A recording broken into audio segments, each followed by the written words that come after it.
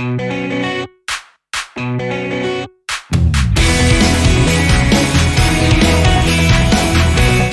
guys, it's Devin from Bakas. Today we have something a little bit different for you guys. Um, we have our first Yu-Gi-Oh deck profile, and I figured it'd be a good time to start doing these because of the fact that, like I said, Max and I are big Yu-Gi-Oh nerds. So I wanted to try my hand at our channel's first deck profile, and this will be my personal deck that I use. This is my Zombie World control deck. So yeah, I hope you guys enjoy, and without further ado, let's get into it. All right, so here we are. Like I said, this is a Zombie World deck profile. So what I'll say for like the newer players who are like tuning in and watching this deck profile, definitely test out something that you want to try. Like obviously get that. For a while, it was a hybrid vampire deck. Um, and then it slowly became a more pure zombie control deck, and there was even a instance where it was I had the danger engine in here. So if anybody wants to see any of those versions of this deck, who knows if this video does well, I'll go ahead and put those up. But yeah, so I'll just go ahead and get right into it to start. Oh, and these three cards are things that I will talk about later on when they come up, or just at the end of the main deck, because these are three cards I'm interested in testing or I have tested, and I just want to give you guys my thoughts on them from a personal standpoint. So, starting off the deck profile, we have three copies of Unizombie. Um, so if you guys don't know, Unizombie is the bread and butter of the deck.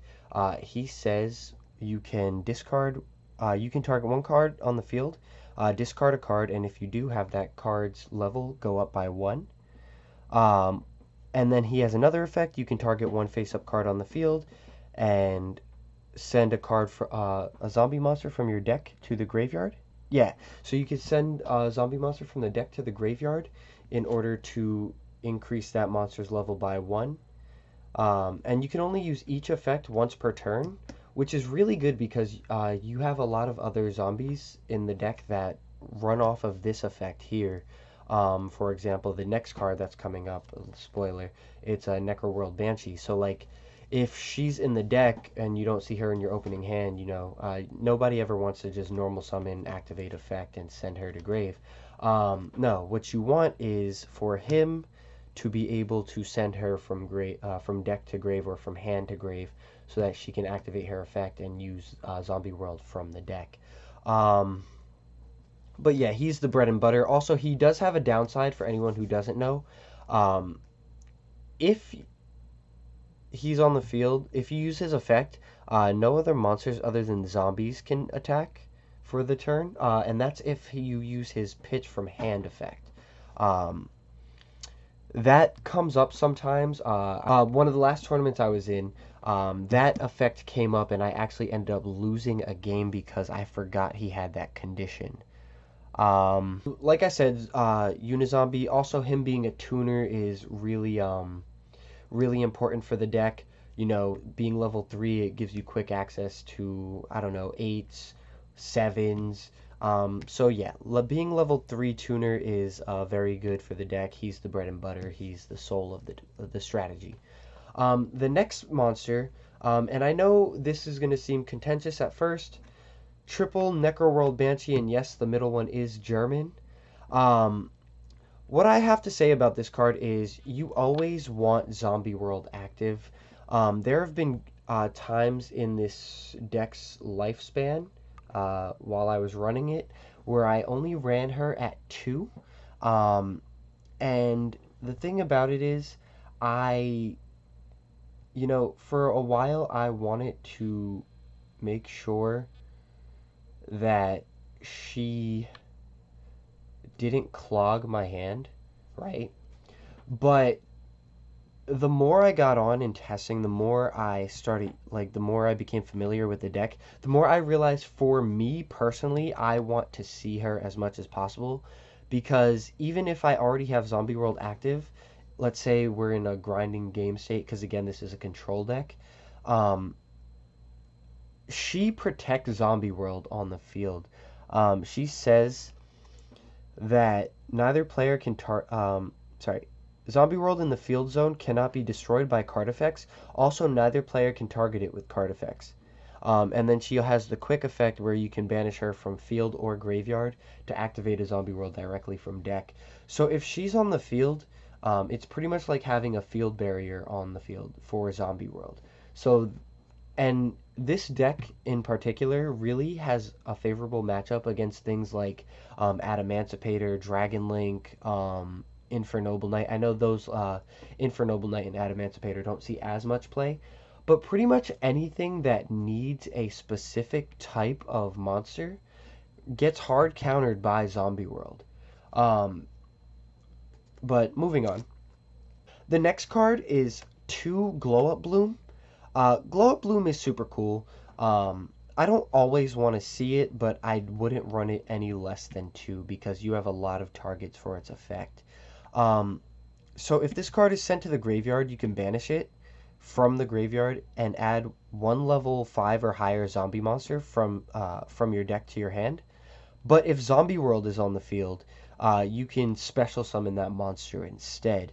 Um, it does have the downside that you're locked into zombies, but again, the rest of the deck you just do not care. Everything you run in the main deck is a zombie. However, there are some cards in the extra deck that are not zombies, but it doesn't really come up too much because you don't really need the extra deck because again, this is a control deck and there are just games where I don't go into it. Um, you know. So the next card is the best, in my personal opinion, the best boss monster. Um, Doom King Ballardrock. He's really cool because during the standby phase, if there's a field spell in either field spell zone, and it doesn't have to be Zombie World, he could just bring himself back from the graveyard in face-up defense position, and he's 2800 attack, 2k booty. And you can only use that effect once per turn, so if you have 2 in the graveyard, you can only bring 1 back. Um, but that doesn't really matter too much. When a zombie on the field activates its effect, you can once per chain act hard once per chain. You can activate one of his effects, and you can either negate that effect or you can banish one monster from the field or the graveyard. And that comes up so much because when a monster goes to activate its effect while it's under Zombie World, you can just go ahead and banish a card or negate that effect if it's something pivotal. Um, Another thing that a lot of people don't catch is that when you activate a zombie's effect, even if Zombie World isn't on the field, that triggers off of your own zombies as well. The only thing it doesn't trigger off of is another copy of Doom King. Um, so let's say, for example, I use Necroworld Banshee's effect. I can chain him and banish one of my opponent's monsters. Then I have a Zombie World live. So now I can start negating things. Um, I like that. I like this card a lot. This card, I would never run it less than 2, but I would never run 3 because you don't want to clog your hand with it. Because there are awkward hands where like you open up multiples and it's like, oh, come on, dude. The next card is 2 copies of Mizuki. This was at 3 for a long time. Um, and if you don't know what this does, you can banish him from the graveyard and then special summon a zombie monster from the grave. That's really cool. He's like a monster reborn for almost everything in the deck, um, especially when Zombie World is up, because anything that's in the graveyard is a zombie. The next card is 2 copies of Eldritch the Golden Lord. Now, for a long time, I was against running the Eldritch engine in this deck. Um, However, it got to the point where Dragoon is kind of a problem, and I don't like dealing with him like regularly. So I'd rather like bait the negate with one of these and then handle it through one of my plethora of trap cards or something like that. Or like one of my extra deck monsters. I'm not going to say it's the best way to run this deck, but for me in testing, what I would like to try though is a smaller Eldritch engine, maybe 1 Golden Lord, but I found the 2 to be pretty good. And I know there's going to be people in the comments talking about oh, this is just an Eldritch deck with Zombie World. But no, it started as a Zombie World deck first. So that's what I'm calling it. And the last monster is going to be Gozuki. Gozuki is really good because of the fact that during the main phase, you could just send a zombie monster from the deck to the graveyard. And if he's sent to the graveyard, you can banish a zombie monster except for himself, and then special summon a zombie monster from your hand. And you can only use that effect once per turn. Um, Sorry, each effect of Gozuki once per turn. He has really good synergy with the rest of the deck because of the fact that, say you have a Golden Lord stuck in your hand and you don't have a spell or trap to pitch, um, and Gozuki gets sent to the graveyard, you can banish another zombie and then special summon the Golden Lord, or you could even do the Baller Drock, or depending on what you need in that situation, because say you have one of the Golden Land trap cards, but they won't get their second effect if you don't have a Golden Lord. So you can go ahead and just banish a card after Mizuki goes to grave, and then special summon the Golden Lord. So now all those traps have their secondary effects live. Or Baller Drock under Zombie World if you couldn't get him out through Glow Up Bloom. But yeah, so that's it for the monsters for this deck. Moving on. So the first spell card is obviously Zombie World. 3 copies, and this card is great. This is the bread and butter of the deck, going along with Unizombie. It says all monsters on the field and in the graveyards, both graveyards, become zombie monsters. Neither player can tribute summon monsters. Sometimes that comes up, except zombie monsters. So, like, if you up against, I don't know, True Draco or Monarchs, this is an auto win because they can no longer tribute summon. Um, but yeah, there's not really much to say about Zombie World. The next spell card is going to be 2 copies of Super Polymerization. I was trying to find space for 3, but this deck is already at 41 cards. And truthfully, I like decks around 42-ish, but I don't have that many targets for it. I could add in a Starving Venom, but because I have extra deck space. So moving on to, obviously, if you don't know what Super Poly does, you can fusion summon using monsters from both sides of the field after discarding a card, and neither player can activate cards or effects in response to it. So it's the easiest form of removal, because under Zombie World, everything's a zombie. Against Eldritch, you have a target for that as well. It comes up a lot. It's very good. I would run 3. The next card I have is 2 copies of the Cursed Eldland. And I know people are gonna be like, oh, but what about 3? You know, but I don't always see the need for it. Specifically with this, I see that this gets ashed, and then I could go off with it still. I could go off with everything else still. The only downside is that you have to pay 800 for the search effect, so that's kind of a bummer. But yeah, I wouldn't really run this at 3, and that's one of the 3 cards later that I'll talk about as well. Next we have 1 copy of Elixir of White and 1 copy of Elixir of Black. This one special summons a zombie monster from your hand or deck in defense position, but if you control no Eldritch monsters, you can only special summon Eldritch monsters with this effect. And then this one special summons a zombie monster from your hand or graveyard, but if you control no Eldritch monsters, you can only special summon Eldritch monsters with this effect.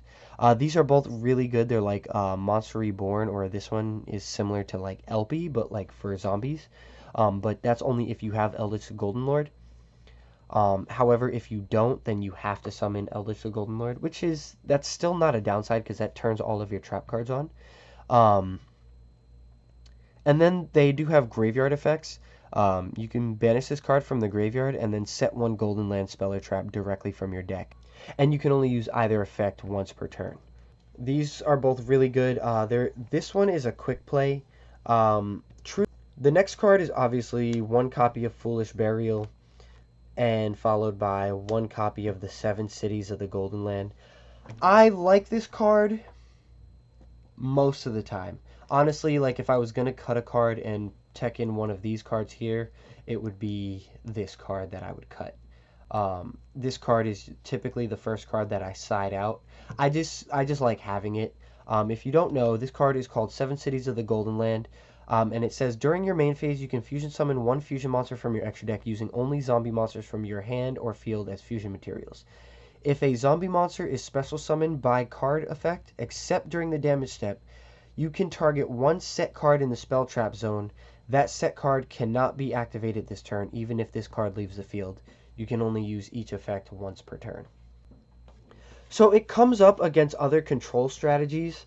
However, I I don't always see the need for it. So like if I'm up against a combo deck, I typically side this out. Truthfully, I should have this in the side deck to start.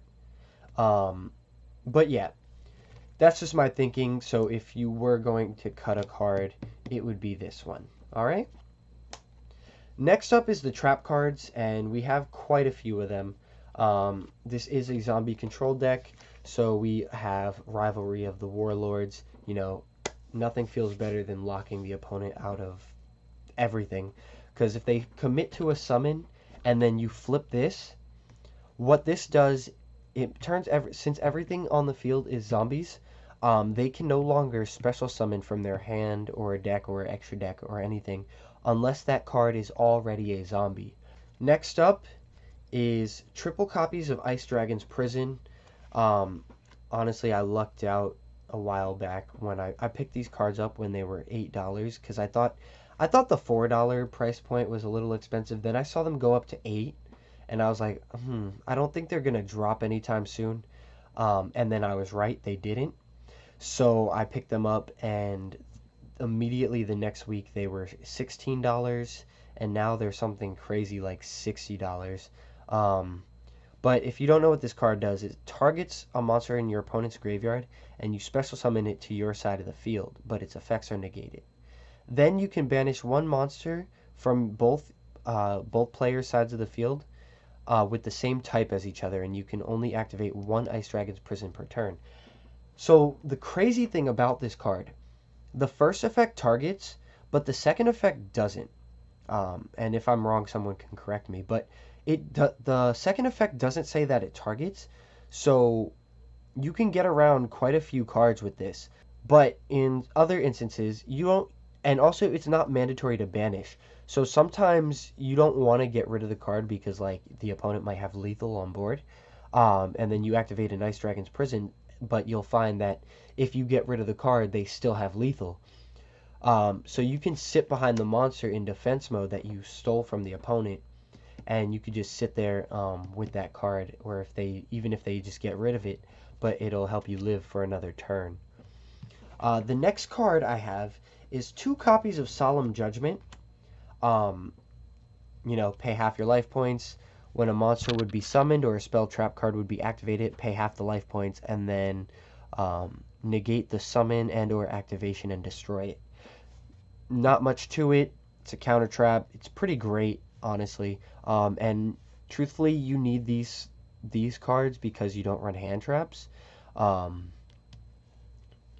but yeah.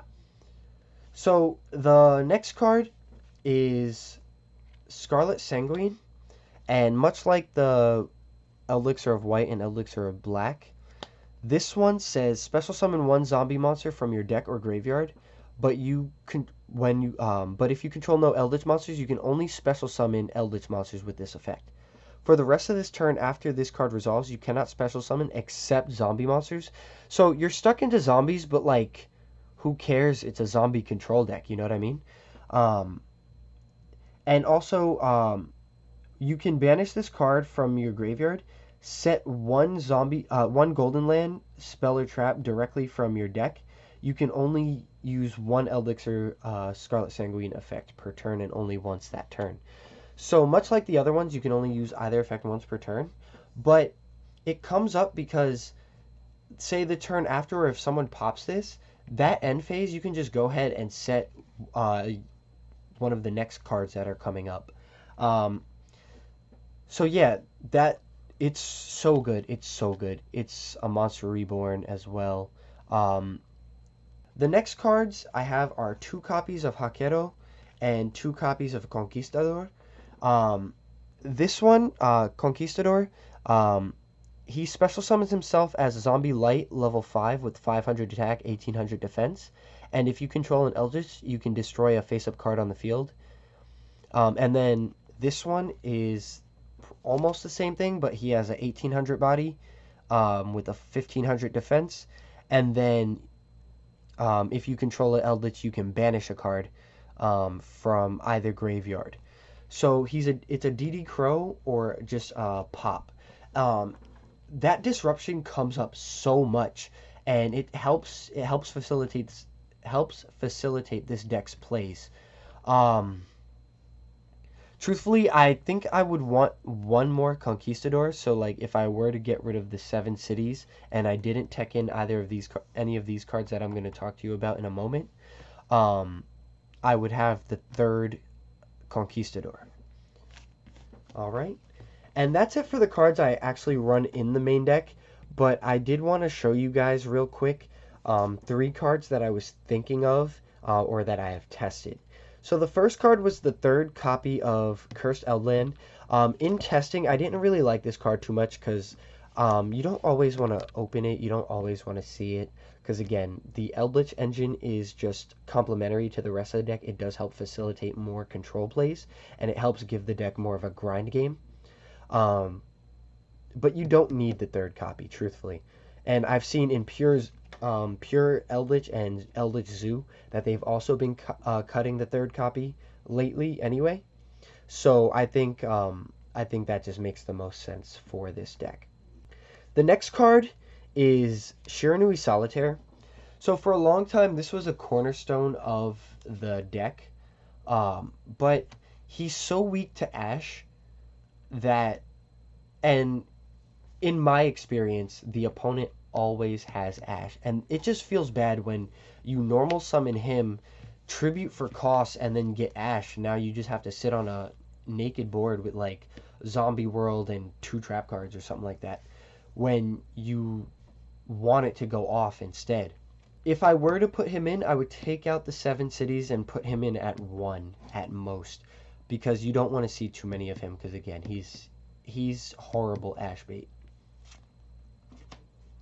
And the last card that I would like to test, or that I have been testing and I've seen some success, and there have been moments where I haven't really wanted it, I think he's a good side deck option. Vampire Voivode out of Ghost from the Past. So I know there's going to be a lot of people who are like, oh, that's a bad card, blah, blah, blah. Whatever. He has a 2800 body, attack and 2100 booty, and he's a level 8 dark. So if you were to add him in, you could go for Exceed plays if you wanted to. I know Lancelot comes to mind as a zombie because I know you often get locked into zombies. But if you didn't care too much, you could probably run Titanic Hope Harbinger Dragon, number 38, the Xyz, for spell trap negation. So the thing about him is, if this card is normal summon, you could target up to 2 monsters in your opponent's graveyard, special summon those monsters to your field in defense position, but their effects are negated. When a monster's effect is activated while a monster with the same name is in the graveyard, quick effect, you can negate the activation. If a monster is special summoned from your opponent's graveyard, you can tribute 2 monsters, special summon this card from your graveyard. You can only use each effect of Vampire Voivode once per turn. So the thing is, that last effect, his self-recursion for tribute, you don't actually have to use that because of the fact that you have so much recursion in the deck. So you could just bring him back yourself. His normal summon effect is assisted by the fact that under Vampire Sucker,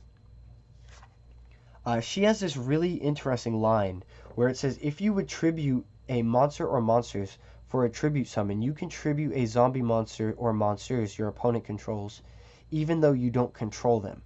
You can only use each of the following effects of Sucker once per turn. So under Vampire Sucker, and this is why I'm running 2 Vampire Sucker in case I want to tech him in. Under Vampire Sucker, you can just pretty much lava golem your opponent and special and normal summon Voivode to your side of the field, and then bring back those two monsters to your side of the field as well, and then use them for link plays or something else. So this card is actually very slept on, and it can be very strong depending on your circumstance. Um, I I want to put him in, and in a future version of this deck, I'll find space for it. So moving on to the extra deck, like I just showed you guys, we do have the 2 copies of Vampire Sucker. Her last 2 effects are really interesting as well. You could target 1 monster in your opponent's graveyard, special summon it to your opponent's side of the field in defense position, but it becomes a zombie monster, right? And then its second effect is if a zombie monster is special summoned from the graveyard, from either graveyard, you can draw 1 card. So this card during your opponent's turn, like if you have Ballardrock, if you use Ballardrock to make this, and Ballardrock special summons itself at the beginning of your opponent's turn, you get a free draw. So that's really cool. And also during your turn, you can bring back a monster from their graveyard, put it on the field, and then if you're running Voivode, you could tribute it along with another monster under this, so that you could you get the draw first and then you get the tribute. So that's really cool. The next card is Avenged Savior. So you have a lot of high level zombies in this, and his effect lets you lets you this card's name, so his name counts as Revenged Savior, Slayer, not that it matters, but his following effects are you could target 1 Vendread in your graveyard, add it to your hand. That never comes up because I don't run any. But his last effect, during damage calculation, if this card battles an opponent's monster, quick effect, you could send 1 zombie monster from your deck to the graveyard. That opponent's monster loses attack equal to the level of the monsters sent to the graveyard times 200 until the end of this turn. So if you send Ballardrock to the graveyard and he comes back, the opponent's monster loses 1600 attack, and then during the standby phase, he just revives himself. I think that's awesome. The next card is IP Masquerena. You know, IP Masquerena lets you quick link summon, and then it gives protection to the monster. The next, following that is Geonator Transverser. This card is super slept on. So it's a rock. It's an Earth Rock Link monster with 1200 attack, and it requires 2 effect monsters. This linked card and a monster it points to cannot be destroyed by your opponent's card effects. This card, if this card points to 2 monsters, you can switch control of those monsters. You can only use this effect of Geonator Transverser once per turn. So, say you summon it here, and you have something like, I don't know, Solitaire there, and then they have a monster in this zone up here. Just for funsies, you could just switch the control of those cards, or you could turn Solitaire to attack mode, switch it there, get their beater, swing over your own Solitaire, or if it's a glow up bulb or something like that. So Geonator Transverser actually kind of comes in clutch sometimes, and it's a super slept on card, and it's only a common. So like I think all budget players should have this card, even if you don't run this deck, obviously. The next card that I use IP to make, typically, or the next 2 rather that I use IP to make, are these 2 here. This is Blackluster Soldier, Soldier of Chaos. I know this is really expensive, and Yuki Onna of the Absolute Zero Mayakashi. So Blackluster Soldier, he takes 3 monsters, but much like Underworld Goddess, IP can still use, like, you could still use IP as a single link material. So he would still get the protection, but he also has the added benefit that if he was link summoned using a level 7 or higher monster, your opponent cannot target this card with card effects. It also cannot be destroyed by your opponent's card effects, which is great because when he destroys a card by battle, you can activate one of his following effects. He gains 1500. This card can make a second attack during the next battle phase, or you could banish a card on the field. Typically you want to banish, but if you can like attack and then hold on. If you can attack and then gain 1500 or like gain a second attack during the next battle phase cuz like you have like a board state where you have enough trap cards to control it or like you have enough support to help control the board. Um you could go in for game on the next turn or just banish one of their key pieces on the field and get rid of it so that something else could clear the way. And then Yugioh, the Absolute Zero Mayakashi, is a super slept on link. It takes 2+ zombies. So under Zombie World, almost everything else in here can be used to make this. It's a link 4, as you can see, it has excellent arrows. So even if you have to summon it down here, it still has 2 horizontal arrows. So you can only control one. Negate any activated effects of your opponent's banished monsters. So in a mirror match, for example, like if the Glow Bloom goes to banish, it's negated under this. Um, if a monster is special summoned from the graveyard, or a monster effect is activated in the graveyard, except during the damage step, you could target one other face-up monster on the field and change its attack to 0, and if you do, you can negate its effects. You can only use that effect up to twice per turn, which is a really cool stipulation that you don't really see too often, but I like it a lot. So the thing about it is, say they special summon something, you could choose to just turn off a monster on their side of the field, which is awesome. Because their attack becomes 0, so now you're that much closer to lethal. Some other extra deck choices, if you wanted something budget for this instead. I know Topologic Zeroboros is kind of good. I wouldn't really recommend getting rid of IP. Like, I would just save up and get an IP. I know it's not that expensive. But Blackluster Soldier, Soldier of Chaos for sure. He could be anything. He could be an Avermax. He could be Boral's Sword. And if you have Access Code Talker, this would be Access Code Talker. So next is kind of cheese. I run one Abyss Dweller. Just because sometimes I just want to hate on other graveyard decks. Like, PK Fire dies to this deck anyway, but this helps that much more. And you can make this with any combination of Unizombie, Mizuki, Banshee, Unizombie, Banshee, Mizuki, Gozuki, etc., etc. So yeah, that's Dweller is Dweller. Next up for the level 7 synchros, we have Red Eyes, Zombie, Necro Dragon, and F.A. Dawn Dragster. F.A. Dawn Dragster for some spell trap negate, and Red Eyes Zombie for some recursion and stealing my opponent's stuff from the graveyard. Sometimes it comes up that, like, if your opponent's playing a very graveyard-focused deck, it comes up that this is a world beater. I've used this to swing over Dragoon, the copy of Mag Golden Lord, regular Golden Lord with the 1000 boost. So yeah, sometimes he's a world beater, and if you need an actual world beater, you have Shogun Saga, because you could banish a zombie from the graveyard when he's summoned, and then he gains that attack. So he starts out at 3k, and if you're feeling cheeky, you could just, like, I don't know, banish something like Ballardrak. He gains 28, so now he's a 58 threat. Eldritch the Golden Lord, 25. So you have options for things you want to banish, but I wouldn't banish those two. Typically, I'll banish something like later in the game when I make him, when I'm just trying to close it out. I'll banish something like Gozuki or like a Necroworld Banshee after I've used all my zombie worlds or something. The next card is Draco Berserker of the Tenyi. He's really cool.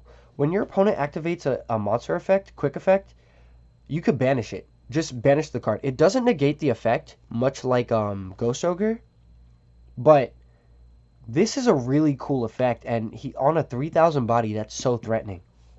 Then if he destroys an effect monster by battle and sends it to the graveyard, he gains attack equal to that destroyed monster's original attack. Also, it can make a second attack on a monster during this battle phase.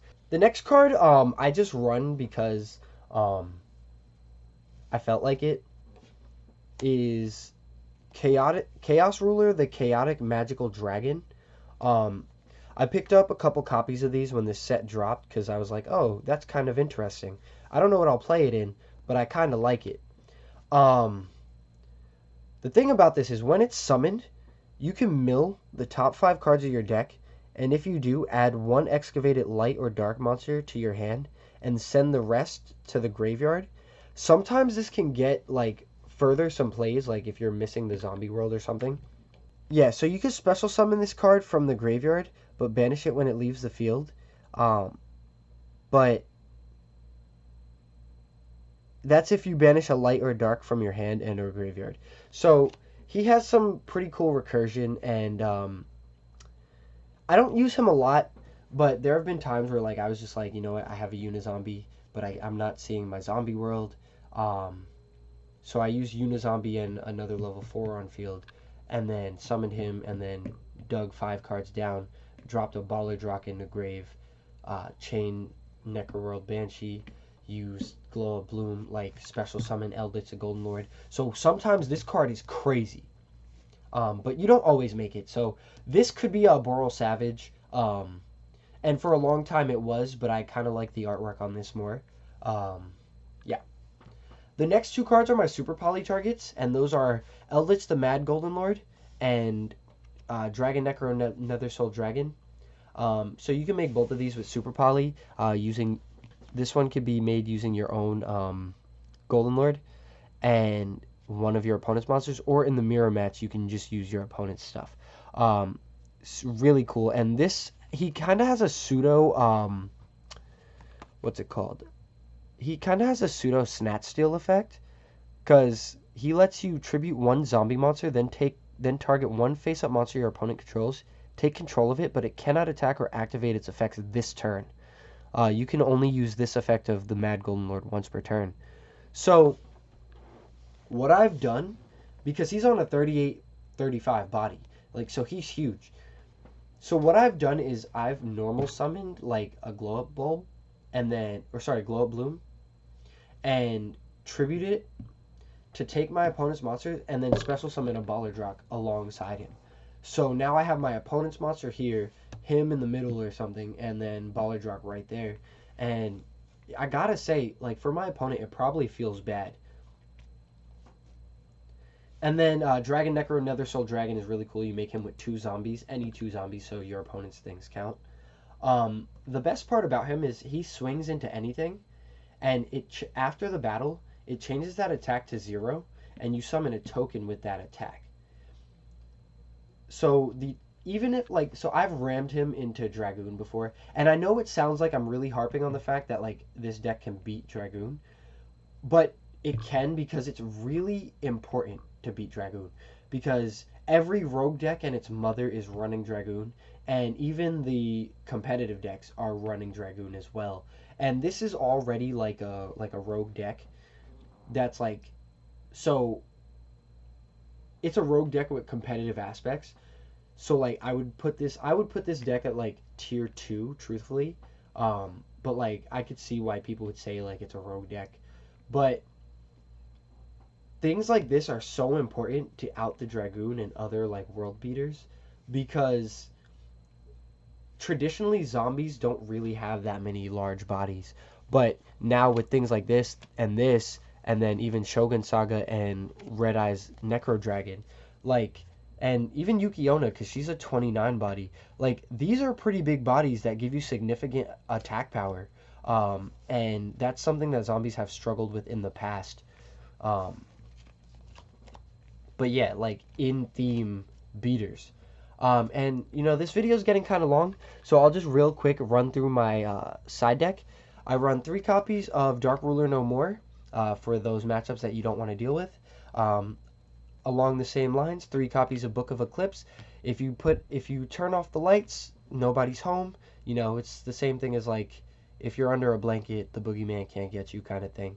I like Book of Eclipse a lot. The next card is Warning Point. Sometimes against Dragon Link, you just want you just want their turn to stop. Um, like, it just happens. 3 copies of Evenly Matched because um, I hate the world. And then for spell trap removal, I have 2 copies of Cosmic Cyclone and the 1 Harpy's Feather Duster. All right. Thanks for tuning in to our first deck profile. This was our zombie control deck. I've been Devin. If you have any suggestions or want to see more deck profiles in the future, leave a like and a comment down below. Tell us what kind of decks you'd like to see. And if you just want to see the other decks I play or what Max plays or anything like that, let us know. Thanks. From Baca Burrito, we'll catch you guys next time.